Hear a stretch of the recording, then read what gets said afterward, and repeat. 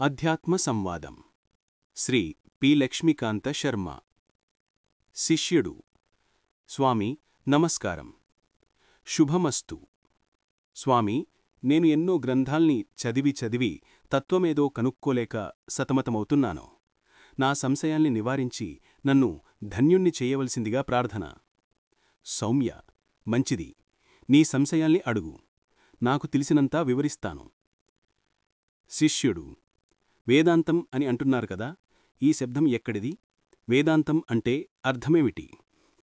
గురువు: నాయనా విను, వేదాంత విజ్ఞాన సునిశ్చితార్థ అనే ముండక శృతిలో వేదాంతం అనే శబ్దం ప్రయోగింపబడింది. వేదస్య అంతః వేదాంతః అని నిర్వచనం. వేదానికి కడపట ఉండేదే వేదాంతం. శిష్యుడు: స్వామి, వేదానికి కడపట ఉండేది ఏది? గురువు: వేదానికి కడపట ఉండేది ఉపనిషత్తు. అందుకే దాన్ని వేదాంతం అంటారు. ఈ శబ్దానికి మరొక వ్యుత్పత్తి కూడా ఉంది. అది వేదస్య అంతః నిర్ణయః వేదాంతః అని. వేదం యొక్క నిర్ణయమే వేదాంతం. వేదంలో కర్మ, ఉపాసన, జ్ఞానం ఉన్నాయి. జ్ఞానభాగమే ఉపనిషత్తు. దానిని వేదాంతం అంటారు. వేదం యొక్క తుట్టతుది తీర్మానం ఉపనిషత్తే, అంటే జ్ఞానమే. కాబట్టి దీన్ని వేదాంతం అంటారు. శిష్యుడు: గురుదేవ, ఇక్కడ వేదం అంటే కేవలం మంత్రభాగమా లేక బ్రాహ్మణ భాగమా? కొందరు మంత్రాలు మాత్రమే వేదం అంటున్నారు కదా. గురువు: నాయనా, మంత్రబ్రాహ్మణయోర్వేదనామధేయం అని కాత్యాయన మునులు సెలవిచ్చారు. అంటే మంత్రసంహితను బ్రాహ్మణాన్ని కలిపి వేదం అన్నారు. ఈ వేదంలో బ్రాహ్మణ భాగంలోని అరణ్యకాల్లోనివి ఈ ఉపనిషత్తులు. వీనినే వేదాంతాలు అని శ్రీ శంకరాచార్యులు సర్వే వేదాంతా ఆరభ్యస్థే అని అధ్యాసభాష్యంలో అన్నారు. శిష్యుడు: ఆచార్య, ఉపనిషత్తులకు వేదాంతాలు అనే పేరు ఉందని ఇప్పుడు తెలిసింది. ఉపనిషత్తులకు ఇంకా ఏ ఏ పేర్లున్నాయి? గురువు: వినునాయన, ఉపనిషత్తుకి శృతి, బ్రహ్మవిద్య, రాజవిద్య, పరావిద్య, రహస్యం అనే మారుపేర్లున్నాయి. ఆ పేర్లు ఎలా వచ్చాయో విను. శ్రోత్రపరంపరయా శృతా యా శృతి. గురువు శిష్యునకు, శిష్యుడు తాను బోధకుడైనప్పుడు తన శిష్యునకు ఇలా పరంపరగా శ్రవణం చేయబడడం వల్ల ఉపనిషత్తుకి శృతి అంటారు. బ్రహ్మవిద్య సర్వవిద్యా ప్రతిష్ఠ అని ముండకం. అన్ని విద్యలలోనూ గొప్పది కావున దీనిని బ్రహ్మవిద్య అంటారు. విద్యలలోకెల్లా గొప్ప విద్య ఉపనిషత్తే కాబట్టి దీన్ని రాజవిద్య అని గీత కొనియాడింది. ఇదే శ్రేష్టమైన విద్య కాబట్టి దీన్ని ముండకంలో పరావిద్య అన్నారు. రహస్య సామాన్యాత్ మనోవృత్తి సామాన్యాచ్చ అనే ఛాందోగ్య భాష్యంలో ఉపనిషత్తుని రహస్యం అన్నారు. ఇక్కడ రహస్యం అంటే గురువు శిష్యునకు ఏకాంతంలో రహస్యంగా బోధించేది అని అనుకోరాదు. ఇంద్రియాలకు మనస్సుకు అగోచరమైన అనుభవైకవేద్యమైన ఆత్మవిచారణ కాబట్టి దీన్ని రహస్యం అన్నారు. దీనినే రహస్యం హియత్తద్ ఉత్తమం అని గీత ప్రశంసించింది. శిష్యుడు: స్వామి, ఉపనిషత్తు అంటే ఏమిటి? గురువు: శ్రీశంకరులు తైత్తిరీయ భాష్య అవతరణికలో ఉపనిషదీతి విద్య అన్నారు. ఉపనిషత్తు అంటే జ్ఞానం. ఈ శబ్దానికి ఆచార్యులవారు ముండక భాష్యం యొక్క అవతరణికలో ఇలా వ్యాఖ్యానించారు: ఏ ఇమాం బ్రహ్మవిద్యాముపయంతి ఆత్మభావేన శ్రద్ధాభక్తిపురసరాః సంతః తేషాం గర్భజన్మజరారోగాధ్యనర్థపూహం విశాతయతి పరం వా బ్రహ్మ గమయతి అవిద్యాది సంసారకారణం వా అత్యంతం అవసాదయతి వినాశయతి టి. ఉపనిషత్ ఉపవిపూర్వస్య సద్ ఏవం అర్ధస్మరణాత్ షడ్విసరణ్ గత్యావసాదనేసు అనే ధాతువుకు ఉప, ని అనే ఉపసర్గలను చేర్చగా క్విప్ ప్రత్యయాంతమైనప్పుడు ఉపనిషత్ అనే శబ్దం ఏర్పడుతుంది. సద్ అనే ధాతువుకు విసరణం అంటే నశింపచేయడం, గతి అంటే పొందించడం, అవసాదనం అంటే సడలించడం అనే 3 అర్థాలు ఉన్నాయి. ఎవడు శ్రద్ధాశక్తులతో ఈ బ్రహ్మవిద్యను దరిచేరి, అనగా బ్రహ్మమే తనని తెలుసుకొనునో అట్టివాని గర్భం, జన్మ, జరారోగం మొదలైన అనర్ధ సమూహాన్ని నశింపచేస్తుంది. కాబట్టి ఉపనిషత్తుకి ఇది విసరణపరమైన అర్థం. పరబ్రహ్మాన్ని పొందించడం కాబట్టి ఉపనిషత్తు. ఇది గతిపరమైన అర్థం. అవిద్య మొదలైన కారణాలను సమూలంగా పెకలించి వేస్తుంది కాబట్టి ఉపనిషత్తనబడుతుంది. ఇది అవసాధనపరమైన అర్థం. అంటే అవిద్యను, తత్కార్యాన్ని అంతటినీ రూపుమాపే బ్రహ్మవిద్యయే ఉపనిషత్తు అని భాష్యకారుల ఆశయం. శిష్యుడు: స్వామీ, తమరు బ్రహ్మవిద్యయే ఉపనిషత్తు అని అన్నారు. కాని మనం వ్యవహారంలో కేనోపనిషత్తుని అధ్యయనం చేస్తున్నాను, ఈ ఉపనిషత్తు ఎక్కడ లభిస్తుంది మొదలైన వాక్యాల్లో ఉపనిషత్తు అనే శబ్దాన్ని ఒక గ్రంథానికి ఉపయోగిస్తున్నాం కదా.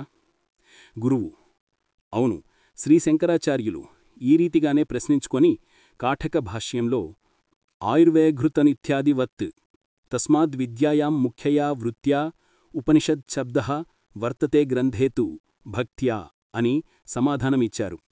అనగా లోకంలో నేతిని ఆయుస్సు అని అంటున్నాం కదా, అలాగే ఉపనిషత్తు అనే శబ్దం బ్రహ్మవిద్యయందు ముఖ్యవృత్తిగానూ గ్రంథమున గౌణవృత్తిగానూ ప్రయుక్తమవుతుంది. అంటే ఉపనిషత్తుకి ముఖ్యార్థం బ్రహ్మవిద్య, అముఖ్యార్థం బ్రహ్మవిద్యను తెలిపే గ్రంథము. స్వామీ, మీ కృపవల్ల ఈరోజు ఉపనిషత్తు అంటే ఏమిటో తెలిసింది. మరొకసారి మిమ్మల్ని దర్శించుకుంటాను. సాష్టాంగ ప్రణామం చేస్తాడు. గురువులవారు ఆశీర్వదిస్తారు. స్వామీ, నమో నమః. తమ దర్శనంచే పునీతుడనయ్యాను. నేను తమ వల్ల కొన్ని సంశయాల్ని తీర్చుకోదలిచాను. సంశయాలను పోగొట్టుకోవాలని నేను సంస్కృతం, తెలుగు మొదలైన భాషల్లో చాలా వేదాంత గ్రంథాల్ని చదివాను. కాని నాకు చదివిన తరువాత ఇంకా సంశయాలు ఎక్కువయ్యాయి.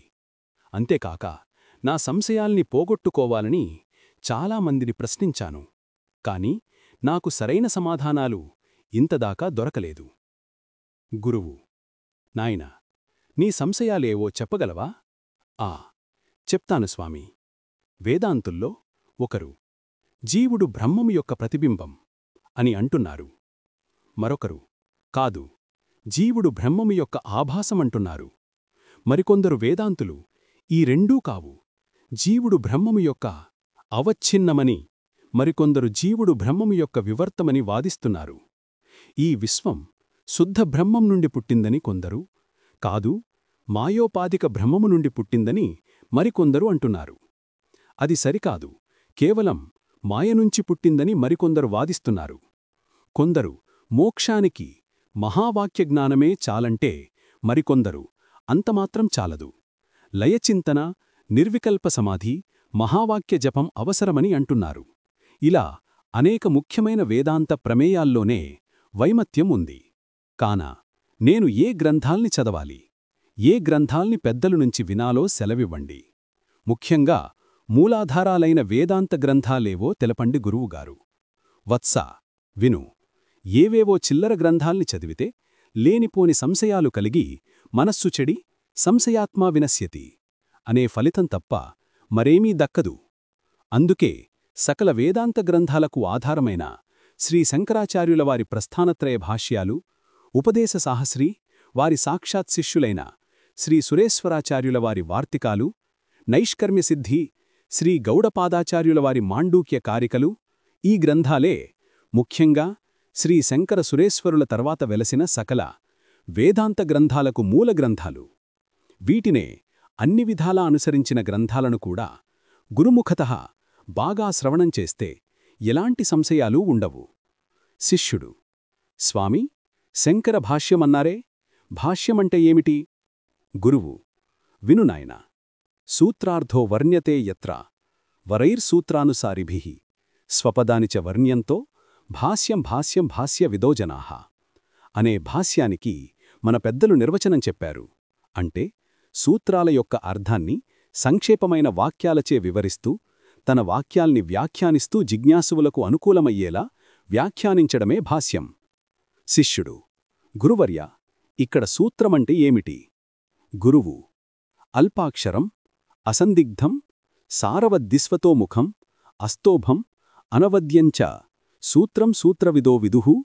అక్షరాలు, లేక పదాలు మితంగా ఉంటూ నిస్సంశయమై సారవత్తరమై నానావిధాల అర్థానికి ఆస్పదమై నిరర్ధకమైన శబ్దం ఒక్కటీ లేని నిర్దుష్టమైన వాక్యాన్ని సూత్రమంటారు. శిష్యుడు: స్వామీ, ఇక్కడ సూత్రాలు అంటే బ్రహ్మసూత్రాలే కదా? గురువు: బ్రహ్మసూత్రాలే కాక ఉపనిషత్తులు, భగవద్గీతని కూడా సూత్రాలు అంటారు. గీతలో బ్రహ్మసూత్ర పదైః అనే చోట శ్రీశంకరులు ఉపనిషద్వాక్యాలను బ్రహ్మసూత్రాలని అన్నారు. కాబట్టి సూత్రార్థో వర్ణ్యతే యత్ర అనేదాన్ని కేవలం బ్రహ్మసూత్రాలనే కాక ఉపనిషత్తులను వాటి సారమైన భగవద్గీతలను కూడా గ్రహించాలి. ఇవి సాధన, సిద్ధాంతాలను సూత్రప్రాయంగా వర్ణించే గ్రంథాలు. శిష్యుడు: శంకరులకు పూర్వం ప్రస్థానత్రయానికి భాష్యాలు ఉన్నాయా? గురువు: లేకేం, అప్పటికే ఎన్నో వ్యాఖ్యానాలు ఉన్నట్లు గీతాభాష్య పీఠికలో శ్రీశంకరులు అనేక వివ్రతపద పదార్థవాక్యార్థ న్యాయమపి అత్యంత విరుద్ధానేకార్థత్వమేన లౌకికైః గృహ్యమాణం ఉపలభ్యాహం వివేకతోర్ధ నిర్ధారణార్థం సంక్షేపతో వివరణం కరిష్యామి అని ప్రతిజ్ఞ చేశారు. అనగా శంకరుల కాలానికే శృతిగీతాదులకు పరస్పర విరుద్ధమైన అర్థాలుగల వ్యాఖ్యానాలు వెలిసినందున తాము గీతార్థం ఏదో వింగడించి తెలుపడానికై భాష్యం రచిస్తున్నట్లు తెలిపారు. ఇంతేకాదు, తైత్తిరీయ భాష్యారంభంలో యైరిమే గురుభిః పూర్వం పదవాక్య ప్రమాణతః అనే శ్లోకంలో శంకరులకు పూర్వం ఉపనిషత్తులకు ఎందరో అర్థవివరణ చేసినట్లు తెలుస్తున్నది. స్వామీ, ఇంతకుముందు మీరు తెలిపిన భాష్య లక్షణంలో వృత్తియే భాష్యం అన్నట్లున్నది.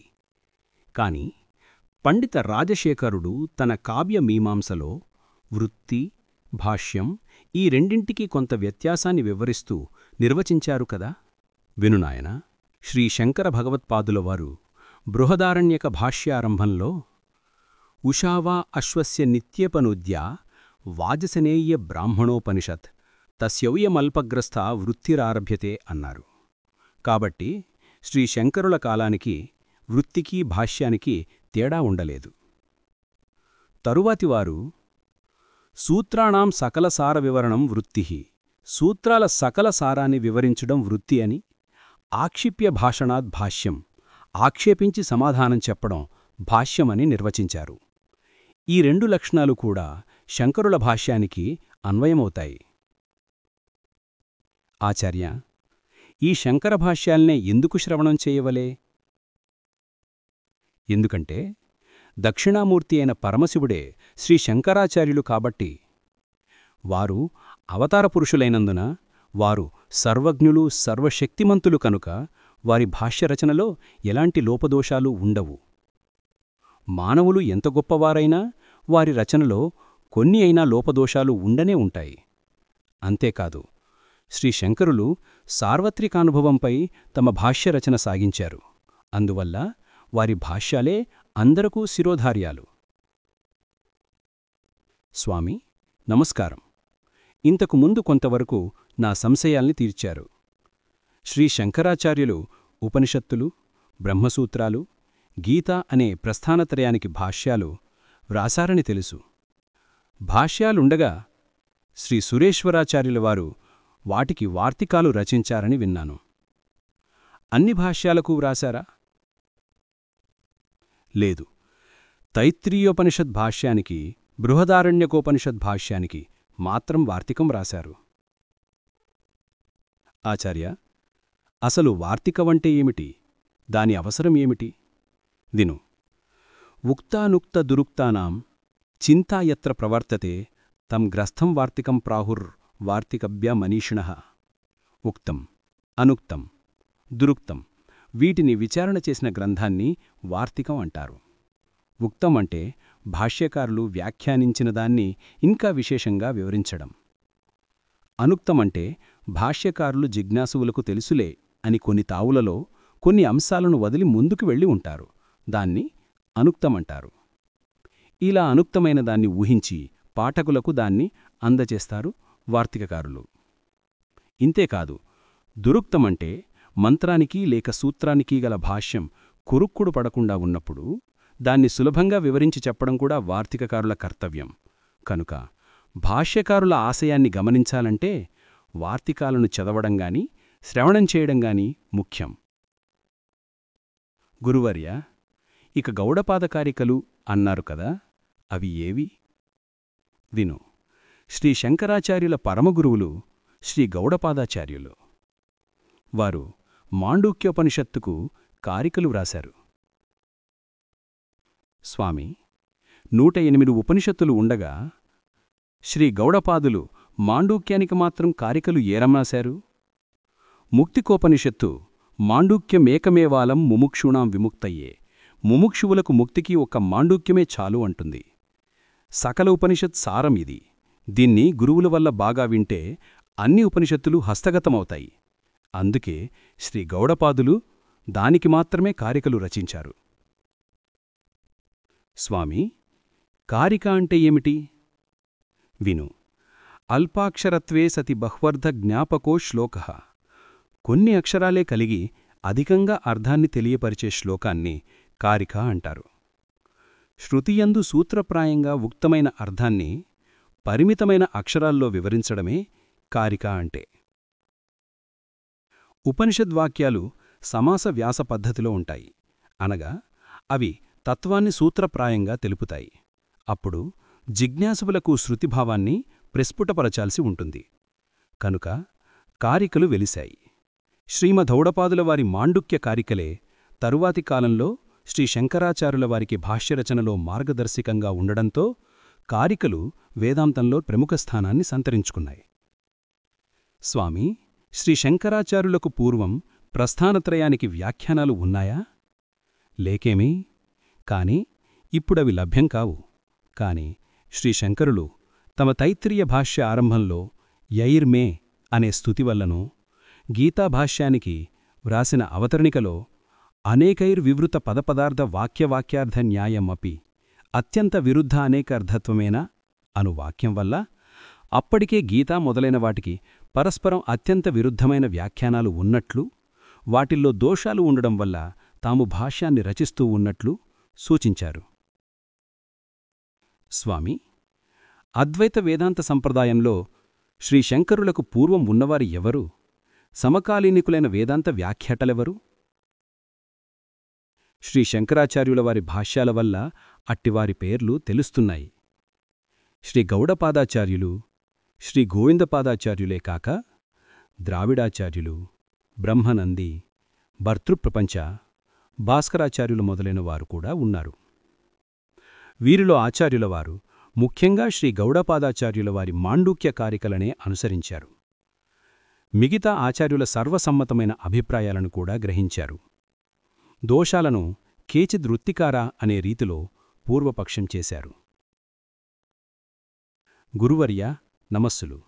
తమరు ఇంతకుముందు ఎన్నో సందేహాల్ని నివృత్తి చేశారు. తమకు ధన్యవాదాలు.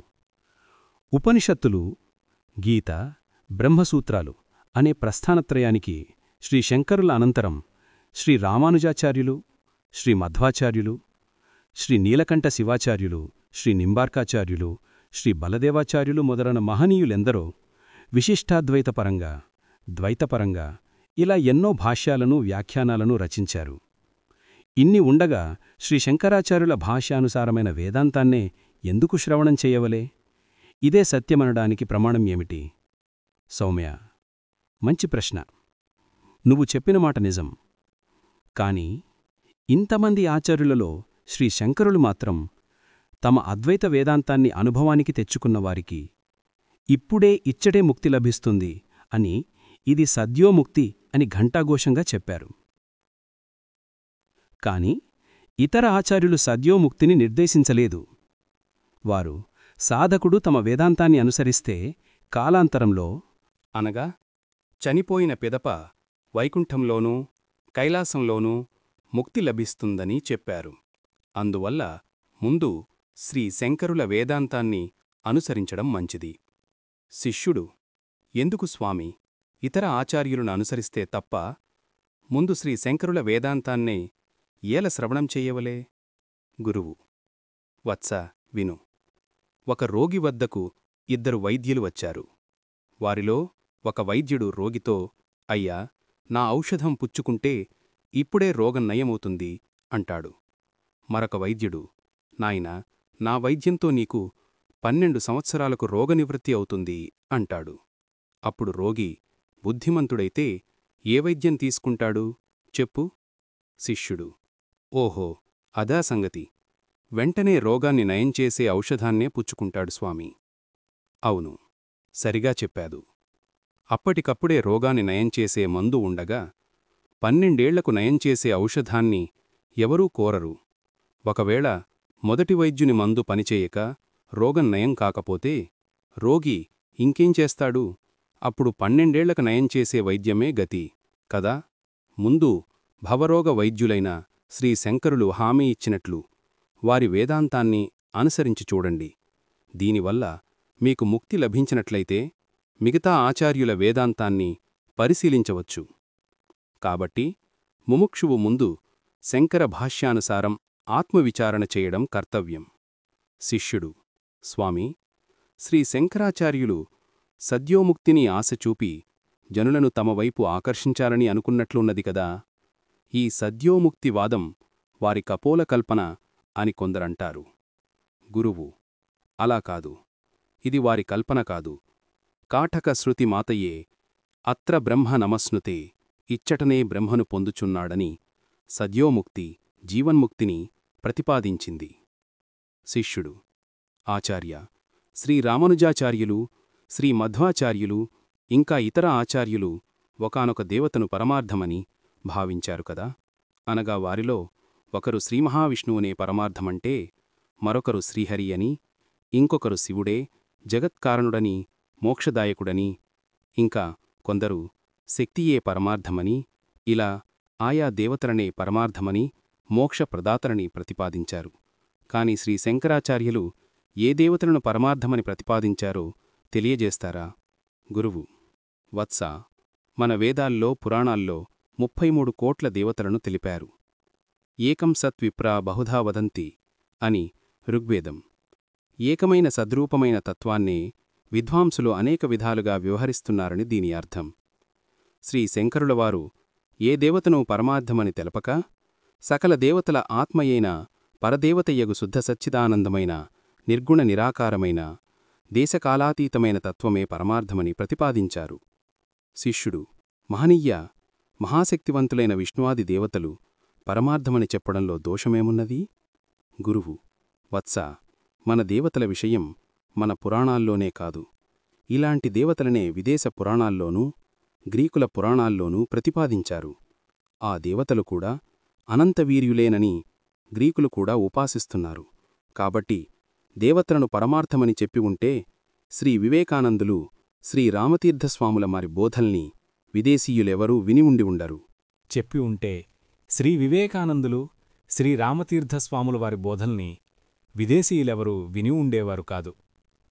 శ్రీ శంకర్లు ప్రతిపాదించిన సకల జగత్తు యొక్కయు సకల జీవుల యొక్కయు స్వరూపమైన సాక్షీతత్వాన్ని విదేశాల్లో వారు ప్రతిపాదించినందున అక్కడి ముముక్షువులు వారి బోధల్ని వేనోళ్ల ప్రశంసించారు. శ్రీశంకరులవారు ప్రతిపాదించిన తత్వం ఒక దేశానిగ్గాని ఒక కాలానికిగాని కట్టుబడింది కాదు. కాబట్టి ఏ జాతివాడైనా సరే, ఏ వ్యక్తైనా సరే, ఏ దేశీయుడైనా సరే తమ తమ జాగ్రత్స్వప్న సుషుప్తావస్థలను పరిశీలించుకుంటే చాలు, ఆత్మజ్ఞానం తప్పక కలుగుతుంది. శ్రీశంకరుల తత్వవిచారణ సార్వత్రికానుభవంపై నిలిచినందువల్ల వారి సిద్ధాంతానికి ఎప్పుడూ చ్యుతిలేదు. ఇంతేకాదు, కొన్ని చిత్రాలలో శివుడు పద్మాసనాసీనుడై సమాధియందున్నట్లునూ, శ్రీవిష్ణువు శేషశయ్యపై యోగనిద్రలో ఉన్నట్లునూ, బ్రహ్మ చేతిలో జపమాలిక దాల్చి జపిస్తున్నట్లునూ ఉంటున్నాయి. పురాణాల్లో కూడా ఇదే రీతి వర్ణనలు ఉన్నాయి. వారే పరమార్థస్వరూపులై ఉంటే వారు యోగనిద్రలో ఉండడంగాని జపం చేయడంగాని ఎలా? కాన ముగ్గురుమూర్తులు ఏ తత్వాన్ని ధ్యానిస్తున్నారో అదే పరబ్రహ్మం. అందరకూ తెలిసిన గురుర్బ్రహ్మ గురుర్విష్ణుః అనే మంత్రంలో ముగ్గురుమూర్తులకు మూలమైన పరబ్రహ్మమే ప్రతిపాదితం. అది దేశకాలాతీతం. దానినే శ్రీ శంకర భగవత్పాదుల వారు తమ తత్వవిచారణకు ప్రతిపాద్యంగా సమర్థించారు. శిష్యుడు: స్వామీ, శ్రీ శంకరుల తత్వవిచారణలో ఇంకా ప్రత్యేకత ఏమిటి? గురువు: వినునాయనా. శ్రీ శంకర్లువారు సధర్మజిజ్ఞాసాయామివ శృత్యాదయహేవ ప్రమాణం కింటు బ్రహ్మజిజ్ఞాసాయాం శృత్యాదయోనుభవాదయశ్చ యథాసంభవం ఇహ ప్రమాణం అని శ్రీ బ్రహ్మసూత్ర భాష్యంలో సెలవిచ్చారు. ఇతర శాస్త్రకారులు కొందరు కేవలం వేదం మాత్రమే, మరికొందరు వేదాలనే కాక పురాణాల్ని, ధర్మశాస్త్రాల్ని ప్రమాణంగా స్వీకరించారు. కాని శ్రీ శంకరాచార్యులు శృతిని, యుక్తిని, అనుభవాన్ని తమ తత్వవిచారణలో ముఖ్యమైన అంగాలుగా పరిగణించారు. కాబట్టి అద్వైత విచారణలో గ్రుడ్డిగా నమ్మదగిన ఒక్క అక్షరమూ లేదు. శిష్యుడు: స్వామీ, ఇప్పుడే ఇక్కడే మోక్షం పొందడమే సద్యోముక్తి అని శ్రీ శంకరులు చెప్పారని తెలుసుకున్నాను. కాని స్వర్గానికి వెళ్లడం కాని, కైలాసానికి వెళ్లడం కాని, వైకుంఠానికి వెళ్లడం కాని మోక్షమని చాలామంది దార్శనికులు భావిస్తున్నారు కదా. గురువు: విను, లోకాంతరానికి పోవడం ఎవ్వరికీ ఇష్టంలేదు. ఇష్టంలేని దాన్ని జనులు పొందలేరు. శిష్యుడు: గురువర్యా, కైలాసానికో వైకుంఠానికో వెళ్లాలని జనులు కోరుకోరా? దేవుడా, నన్ను నీ లోకానికి ఎప్పుడు పిలుచుకుంటావు అని భక్తులు అంటూ ఉంటారు కదా. గురువు: ఊరికే అలా అంటారే కాని వారికలా వెళ్లడం ఇష్టముండదు. ఒకసారి ఒక సన్యాసి ఒక గొప్ప జాతరకి వచ్చి ఎత్తెన్న కట్టపై నిలిచి, ఓ జనులారా, నేను ఇప్పుడే కైలాసంలో శివుణ్ణి దర్శించి, స్వామీ, భూలోకంలో జనులకు కష్టాలు ఎక్కువగా ఉన్నాయి, వారిని నీ లోకానికి పిలుచుకువస్తాను అని ప్రార్థింపగా శివుడు అలాగే పిలుచుకుని రమ్ము అని అనుమతించాడు. తర్వాత వైకుంఠానికి వెళ్ళి భూలోకంలోని జనుల కష్టాల్ని గురించి చెప్పి వారిని ఇక్కడికి పిలుచుకువస్తానని అడిగాడు. దానికి శ్రీహరి అలాగే కాని అని సమ్మతించాడు. కాబట్టి మీలో ఎవరు కైలాసానికి రాదలుచుకున్నారో ముందుకు రండి అని పిలిచాడు. ఎంతసేపైనా ఒక్కరూ సిద్ధం కాలేదు. అప్పుడు ఒకడు లేచి, స్వామీ, మీ వెంట కైలాసానికి నేను రాగలను, కాని మరల వెనుదిరిగి వచ్చేది ఎప్పుడో అనడగగా స్వామీజీ నవ్వి, నాయనా, అలా వెళ్లడానికి వీల్లేదు. మోక్షమంటే ఏమనుకున్నావు? తిరిగి రాలేము, అక్కడే ఉండిపోవాలి సుమా అన్నారు. అప్పుడు వారంతా, స్వామీ, మరలా ఈ ఆలుబిడ్డల్ని చూడ్డానికి రావాలి కదా, తిరిగి రావడానికి వీల్లేదంటిరి. మీ కైలాసం మీకే ఉండనీయండి, మీ వైకుంఠం మీకే ఉండనీయండి, మీకో దండం అని చెప్పి వెళ్ళిపోయారు. కాబట్టి లోకాంతరానికి వెళ్లడానికి ఎవరూ ఇష్టపడరు. అందరూ కోరేది నిత్యసుఖమే. అదే శ్రీ శంకరాచార్యుల సిద్ధాంతం వల్ల మనకు లభ్యమయ్యేది. శిష్యుడు: స్వామీ, కొందరు భక్తులు, స్వామీ, నన్ను నీలో ఎప్పుడు ఐక్యం చేసుకుంటావు అని దేవునిమ్రోల అంటూ ఉంటారు కదా. కాబట్టి యోగులు చెప్పినట్లు మనస్సు దేవునిలో లీనం కావడం కూడా జనులకు ఇష్టమే కదా. గురువు: అది కూడా ఎవరికీ ఇష్టం లేదు. ఒక భక్తుడు ప్రతిదినం దేవాలయంలో దేవుని విగ్రహం ముందు కూర్చుని, స్వామీ, నన్ను నీలో ఐక్యం చేసుకో అని చాలాసేపు ప్రార్థించేవాడట. ఎంతసేపైనా అక్కడినుంచి లేచేవాడు కాదు. అర్చకుడు వాడు కళ్ళు మూసుకున్నప్పుడు విగ్రహం వెనక దాగి, భక్తా, ఇదిగో ఇప్పుడే నిన్ను నాలో ఐక్యం చేసుకుంటాను, ఇదిగో వస్తున్నాను అంటుండగానే భక్తుడు దిగ్గున లేచి, ఇప్పుడే వద్దు స్వామీ అంటూ కాలికి బుద్ధి చెప్పాడు. కాబట్టి లోకాంతరముక్తి కాని, ఐక్యముక్తి కాని ఎవరూ కోరరు. చెప్పి ఉంటే శ్రీ వివేకానందులు, శ్రీ రామతీర్థస్వాముల వారి బోధల్ని విదేశీయులెవరూ విని ఉండేవారు కాదు. శ్రీ శంకర్లు ప్రతిపాదించిన సకల జగత్తు యొక్కయు, సకల జీవుల యొక్కయు స్వరూపమైన సాక్షీతత్వాన్ని విదేశాల్లో వారు ప్రతిపాదించినందున అక్కడి ముముక్షువులు వారి బోధల్ని వేనోళ్ల ప్రశంసించారు. శ్రీశంకరులవారు ప్రతిపాదించిన తత్వం ఒక దేశానిగ్గాని, ఒక కాలానికిగాని కట్టుబడింది కాదు. కాబట్టి ఏ జాతివాడైనా సరే, ఏ వ్యక్తైనా సరే, ఏ దేశీయుడైనా సరే తమ తమ జాగ్రత్స్వప్న సుషుప్తావస్థలను పరిశీలించుకుంటే చాలు, ఆత్మజ్ఞానం తప్పక కలుగుతుంది. శ్రీశంకరుల తత్వవిచారణ సార్వత్రికానుభవంపై నిలిచినందువల్ల వారి సిద్ధాంతానికి ఎప్పుడూ చ్యుతిలేదు. ఇంతేకాదు, కొన్ని చిత్రాలలో శివుడు పద్మాసనాసీనుడై సమాధి అందున్నట్లును, శ్రీవిష్ణువు శేషశయ్యపై యోగనిద్రలో ఉన్నట్లునూ బ్రహ్మ చేతిలో జపమాలిక దాల్చి జపిస్తున్నట్లునూ ఉంటున్నాయి. పురాణాల్లో కూడా ఇదే రీతి వర్ణనలు ఉన్నాయి. వారే పరమార్థస్వరూపులై ఉంటే వారు యోగనిద్రలో ఉండడంగాని జపం చేయడంగాని ఎలా? కాన ముగ్గురు మూర్తులు ఏ తత్వాన్ని ధ్యానిస్తున్నారో అదే పరబ్రహ్మం. అందరకూ తెలిసిన గురుర్బ్రహ్మ గురుర్విష్ణుః అనే మంత్రంలో ముగ్గురు మూర్తులకు మూలమైన పరబ్రహ్మమే ప్రతిపాదితం. అది దేశకాలాతీతం. దానినే శ్రీ శంకర భగవత్పాదుల వారు తమ తత్వవిచారణకు ప్రతిపాద్యంగా సమర్థించారు. శిష్యుడు: స్వామీ, శ్రీ శంకరుల తత్వవిచారణలో ఇంకా ప్రత్యేకత ఏమిటి? గురువు: వినునాయనా, శ్రీ శంకరుల వారు సధర్మజిజ్ఞాసాయామివ శృత్యాదయేవ ప్రమాణం కింటు బ్రహ్మజిజ్ఞాసాయాం శృత్యాదయోనుభవాదయశ్చ యథాసంభవం ఇహ ప్రమాణం అని శ్రీ బ్రహ్మసూత్ర భాష్యంలో సెలవిచ్చారు. ఇతర శాస్త్రకారులు కొందరు కేవలం వేదం మాత్రమే, మరికొందరు వేదాలనే కాక పురాణాల్ని, ధర్మశాస్త్రాల్ని ప్రమాణంగా స్వీకరించారు. కాని శ్రీ శంకరాచార్యులు శృతిని, యుక్తిని, అనుభవాన్ని తమ తత్వవిచారణలో ముఖ్యమైన అంగాలుగా పరిగణించారు. కాబట్టి అద్వైత విచారణలో గ్రుడ్డిగా నమ్మదగిన ఒక్క అక్షరమూ లేదు. శిష్యుడు: స్వామీ, ఇప్పుడే ఇక్కడే మోక్షం పొందడమే సద్యోముక్తి అని శ్రీ శంకరులు చెప్పారని తెలుసుకున్నాను. కాని స్వర్గానికి వెళ్లడం కాని, కైలాసానికి వెళ్లడం కాని, వైకుంఠానికి వెళ్లడం కాని మోక్షమని చాలామంది దార్శనికులు భావిస్తున్నారు కదా.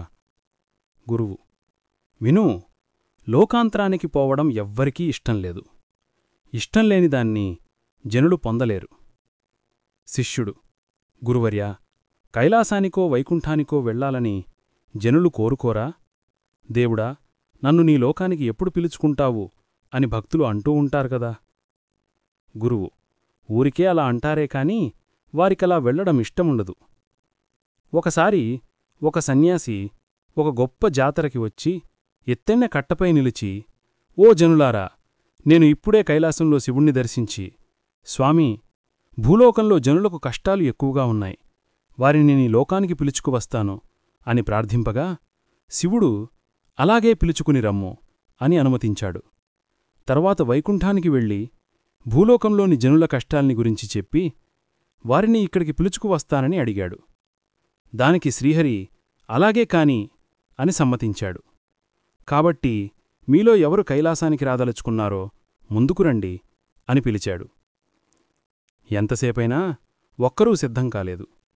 అప్పుడు ఒకడు లేచి, స్వామీ, మీ వెంట కైలాసానికి నేను రాగలను, కాని మరల వెనుదిరిగి వచ్చేది ఎప్పుడో అనడగగా స్వామీజీ నవ్వి, నాయనా, అలా వెళ్లడానికి వీల్లేదు. మోక్షమంటే ఏమనుకున్నావు? తిరిగి రాలేము, అక్కడే ఉండిపోవాలి సుమా అన్నారు. అప్పుడు వారంతా, స్వామీ, మరలా ఈ ఆలుబిడ్డల్ని చూడడానికి రావాలి కదా, తిరిగి రావడానికి వీల్లేదంటిరి. మీ కైలాసం మీకే ఉండనీయండి, మీ వైకుంఠం మీకే ఉండనీయండి, మీకో దండం అని చెప్పి వెళ్ళిపోయారు. కాబట్టి లోకాంతరానికి వెళ్లడానికి ఎవరూ ఇష్టపడరు. అందరూ కోరేది నిత్యసుఖమే. అదే శ్రీ శంకరాచార్యుల సిద్ధాంతం వల్ల మనకు లభ్యమయ్యేది. శిష్యుడు: స్వామీ, కొందరు భక్తులు, స్వామీ, నన్ను నీలో ఎప్పుడు ఐక్యం చేసుకుంటావు అని దేవునిమ్రోల అంటూ ఉంటారు కదా. కాబట్టి యోగులు చెప్పినట్లు మనస్సు దేవునిలో లీనం కావడం కూడా జనులకు ఇష్టమే కదా. గురువు: అది కూడా ఎవరికీ ఇష్టం లేదు. ఒక భక్తుడు ప్రతిదినం దేవాలయంలో దేవుని విగ్రహం ముందు కూర్చుని, స్వామీ, నన్ను నీలో ఐక్యం చేసుకో అని చాలాసేపు ప్రార్థించేవాడట. ఎంతసేపైనా అక్కడినుంచి లేచేవాడు కాదు.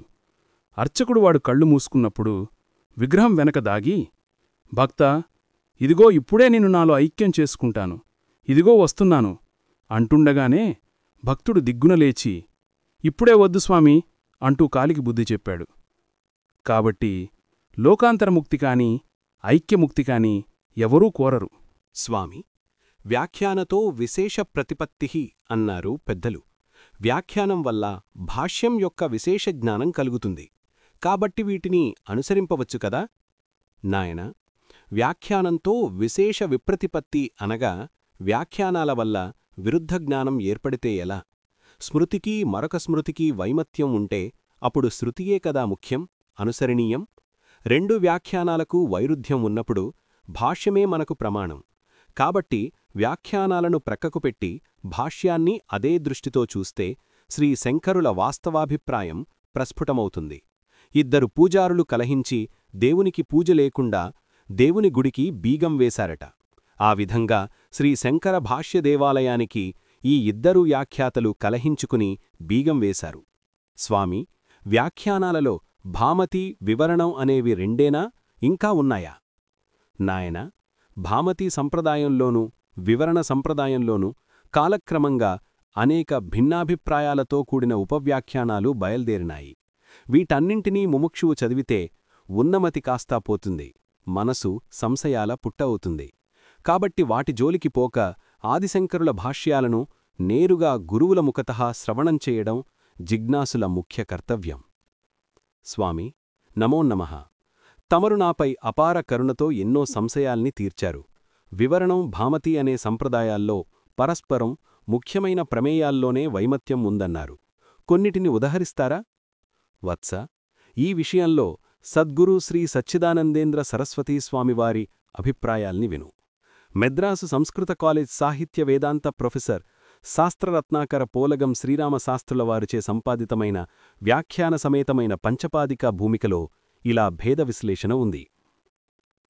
భామతి ప్రస్థానం, వివరణ ప్రస్థానం. కర్మలు వివిధీసానికై, కర్మలు విద్యాప్రాప్తికై. బ్రహ్మసాక్షాత్కారానికి మనస్సే కరణం, బ్రహ్మసాక్షాత్కారానికి శబ్దమే కారణం. శ్రవణాదుల్లో విధిలేదు, శ్రవణాదుల్లో విధి ఉంది. నిదిధ్యాసనమే అంగీ, శ్రవణమే అంగీ. అవచ్ఛేదవాదం, ప్రతిబింబవాదం. అజ్ఞానానికి ఆశ్రయం విషయం వేర్వేరు, అజ్ఞానానికి ఆశ్రయం విషయం ఒకటే. ఒక్కొక్క జీవినికి ఒక్కొక్క అవిద్య, అందరికూ ఒకే అవిద్య. అఖండాకార వృత్తికి బ్రహ్మమే విషయం, అఖండాకార వృత్తికి శుద్ధబ్రహ్మమే విషయం.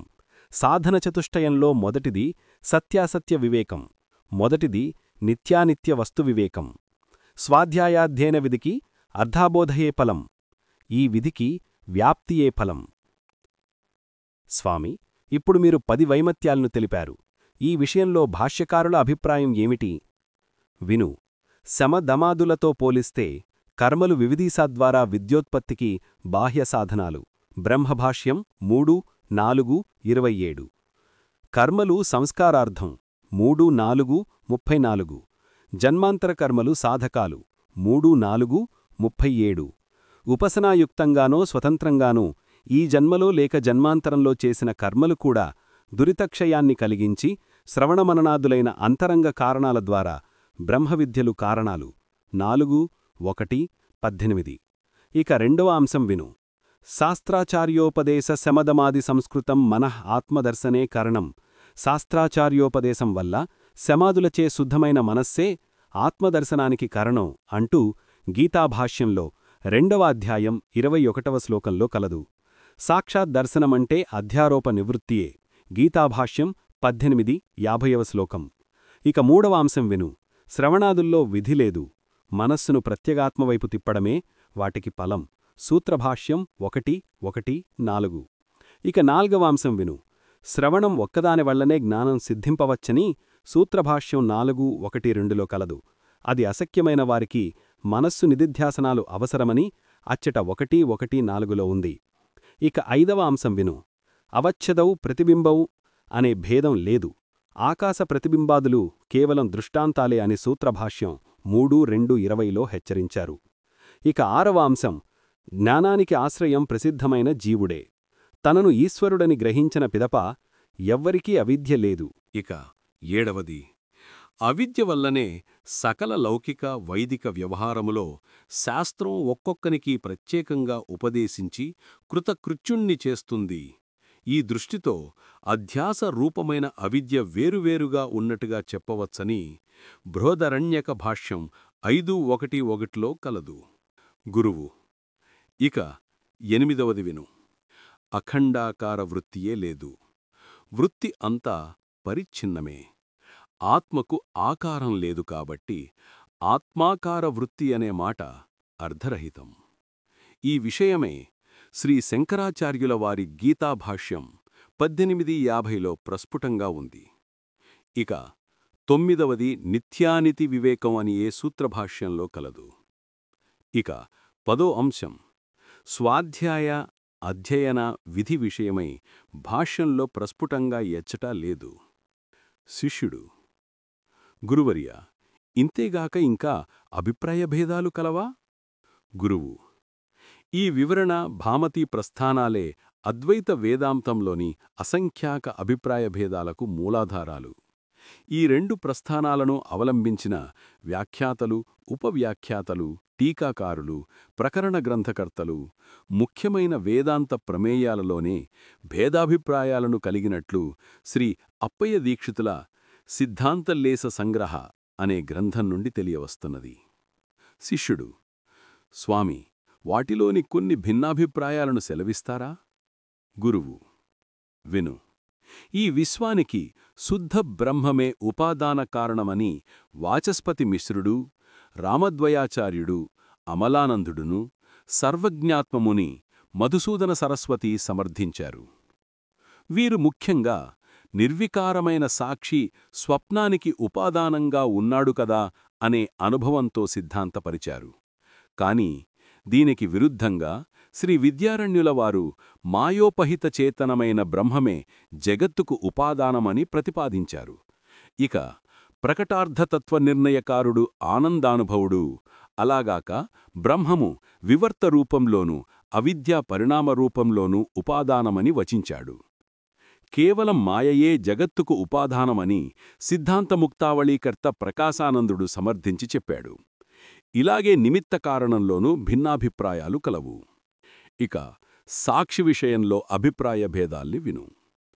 కూటస్థ చైతన్యమే సాక్షి అని, జీవ చైతన్యం సాక్షి కాదని విద్యారణ్యుల వారు చెప్పారు. చిత్సుఖాచార్యులు తమ తత్వదీపికలో ప్రత్యేగాత్మయగు విశుద్ధ బ్రహ్మము జీవునితో అభేదమున సాక్షియగునని నిశ్చయించాడు. ఇక రామద్వయాచార్యుడు తన వేదాంత కౌముదిలో జీవుని ప్రవృత్తి నివృత్తులు గ్రహించే ఉదాసీనుడైన పరమేశ్వరుడే సాక్షి అన్నాడు. సాక్షి బ్రహ్మమై ఉన్నను జీవునికి అది అన్వయింపబడుతూ జీవ వ్యవహారానికి ఉపయుక్తం అవుతున్నదని తత్వశుద్ధికర్త జ్ఞానఘనపాదుడు వచించాడు. ఇలా సాక్షి నిర్వచనంలో ఎన్నో మతభేదాలున్నాయి. వీరంతా తమ వాదం శంకరభాష్య సమ్మతమని అంటున్నారు. ఇక ముక్తి విషయంలో విను. జీవన్ముక్తి దశలో ఇంకా కొంత అజ్ఞానం మిగిలి ఉంటుందని కొందరంటే, మరికొందరు జ్ఞానికి ప్రారబ్ధం లేదన్నారు. మరికొందరు ఉల్లిరసం వేసిన పాత్రను ఎంత శుభ్రపరిచినా అందు దాని వాసన మిగిలి ఉన్నట్లు ఆత్మజ్ఞానమైనా కూడా ఇంకా అవిద్యా సంస్కారం మిగిలియే ఉంటుందని అంటారు. కాలిన బట్టవలే మూలావిద్యయే ప్రారబ్ధం రూపంలో జీవన్ముక్తిని ఆశ్రయించి ఉంటుందని మరికొందరంటారు. ఏకజీవవాద రీత్యా జీవునికి జ్ఞానముదయించిన పిదప జీవేశ్వర భేదం తొలగి నిర్విశేష ఆత్మ మిగులునని కొందరంటారు. అనేక జీవవాద రీత్యా ఎవనికి జ్ఞానమగునో వాని అవిద్య మాత్రం తొలగి ఇతరుల అవిద్య అలాగే ఉంటుంది. జీవుడు తన బింబమైన ఈశ్వరునియందు లయించి సర్వజీవులు ముక్తులగుదాకా ఈశ్వరునిలోనే ఉండి సకల జీవులు ముక్తులైన తరువాత బింబ ప్రతిబింబ సంబంధం తొలగి ముక్తి పొందుతాడు. ఇదే సర్వముక్తి అని వాచస్పతి మతవాదులంటున్నారు. ఇంతేగాక కొందరు ఆత్మ సాక్షాత్కారానికి మహావాక్యాలను జపించాలని, మరికొందరు లయచింతన అవసరమని, ఇంకా కొందరు అష్టాంగయోగాభ్యాసం అవసరమని భావిస్తున్నారు.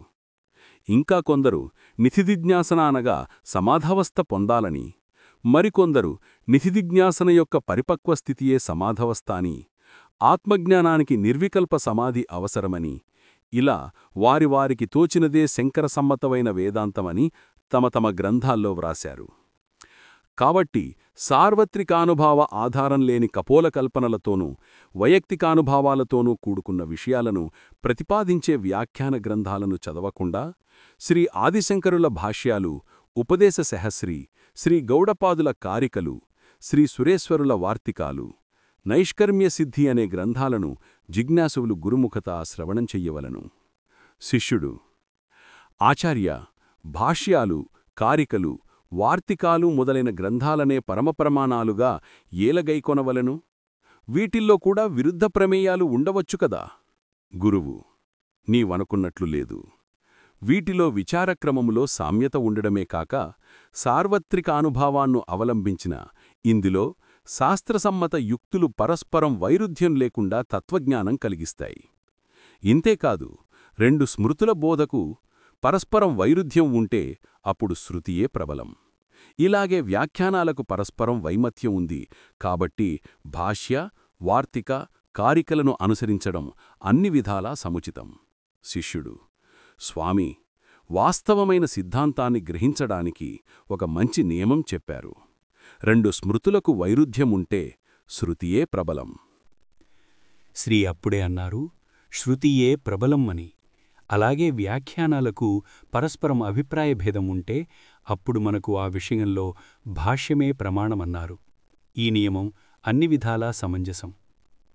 స్వామి, ఇంకా శ్రీ సచ్చిదానందేంద్ర సరస్వతీ స్వామివారు ఏ నియమాలను చెప్పారు? ఇదేగాక ఇంకా 4 నియమాలున్నాయి. రెండవ నియమం విను. ఇతర భాష్యకారుల ఖండనాయుక్తులచే సిద్ధమగు అద్వైత సిద్ధాంతం కంటే అద్వైత సంప్రదాయపు వ్యాఖ్యాతల అభిప్రాయం ఉత్కృష్టమని, వీరికన్నా భాష్యకారుల అభిప్రాయం ఇంకా అమూల్యమని గ్రహించాలి. ఇక మూడో నియమం. శ్రీ శంకరాచార్యులవారు పేరిట ప్రసిద్ధమైన ప్రకరణ గ్రంథాలకు పరస్పరం విరోధం కనిపిస్తే మూలభాష్యాన్నే ప్రమాణంగా ఎంచి తత్వనిర్ణయం చెయ్యటం అవసరం. ఇక నాల్గవది. ప్రస్థానత్రయ భాష్యంలో ఆయా విచారణ నిర్ణయించేటప్పుడు తత్పరమైన వాక్యాలనే ప్రబలమని ఒప్పుకోవాలి. స్వామి, ఈ విషయాన్ని కొంత స్పష్టపరచండి. శ్రీ శంకరాచార్యులవారు ఎన్నో తావులయందు ఒక అభిప్రాయాన్ని మరొక మతమందలి యుక్తిచే ఖండిస్తారు. కాని ఆ ఖండనయుక్తులే ఆచార్యులవారి అట్టకడపటివని అనుకోరాదు. ఉదాహరణకు, కొన్ని తావులయందు బౌద్ధుల యుక్తులను తార్కికుల యుక్తుల వల్లను, మరికొన్ని చోట్ల తార్కికుల యుక్తులను మీమాంసకుల వల్లను ఖండించి ఉండడం భాష్యాల్లో కలదు. కాని అద్వైత సిద్ధాంతాన్ని గురించి చర్చించేటప్పుడు స్వంత యుక్తులచే మీమాంసకుల యుక్తులను కూడా ఖండిస్తారు. అలాగే సాంఖ్య యోగాలను అవలంబించి కొన్ని స్థలాల్లో వ్రాసి ఉన్నను ఆ విచారణ కంటే ప్రబలమైన విచారణ తెలిపే సమయాన తమ పరమ సిద్ధాంతాన్ని ప్రకటిస్తారు. ఆమూలాగ్రంగా భాష్యాలను గమనించక ఎక్కడో ఒక తావునగల ఒక విచారణనే ప్రబలమని ఎంచరాదు. సందర్భాన్ని చూసి ఆచార్యుల అభిప్రాయాన్ని కనుగొనాలి. ఇందుకు మరొక ఉదాహరణ. ఇటీవలి వేదాంతులు అనగా వివరణ ప్రస్థానాన్ని అవలంబించినవారు భాష్యాలలో లేని మూలావిద్య, తూలావిద్య, అవిద్యాలేశం అనే శబ్దాలను విరివిగా వాడారు. సుషుప్తిలో అవిద్య కలదని వాదించారు. కాని శ్రీ గౌడపాదులు, శ్రీ శంకరులు, శ్రీ సురేశ్వరులు ఎచ్చటా ఈ రీతి చెప్పలేదు. మూలావిద్య అనే శబ్దాన్ని కూడా వాడలేదు. ప్రాజ్ఞస్తు బీజభావేనైవ బద్ధః తత్వాప్రతిబోధ మాత్రమేవ హి బీజం ప్రాజ్ఞత్వే నిమిత్తం అనే మాండూక్యకారికా భాష్య వచనంలో ప్రాంగుడు అగ్రహణముచే బద్ధుడు కాబట్టి సుషుప్తిలో అగ్రహణము అనే మూలావిద్య కలదని వారి వాదం. నిద్రనుంచి మేల్కొన్నవాడు నాకు నిద్రలో ఏమీ తెలియలేదు అని అంటున్నాడు. కాబట్టి గాఢనిద్రలో అవిద్య ఉందని వ్యాఖ్యాతల నిష్కర్ష. కాని భాష్యవాక్యాల పూర్వాపరాన్ని బాగా పరిశీలించక ఇలా తీర్మానించడం గొప్ప భ్రాంతి. సుషుప్తిలో కేవలం అవిద్యా కామకర్మలేని ఆత్మయే గలదని బృహదారణ్యక భాష్యం ఇలా అన్నది.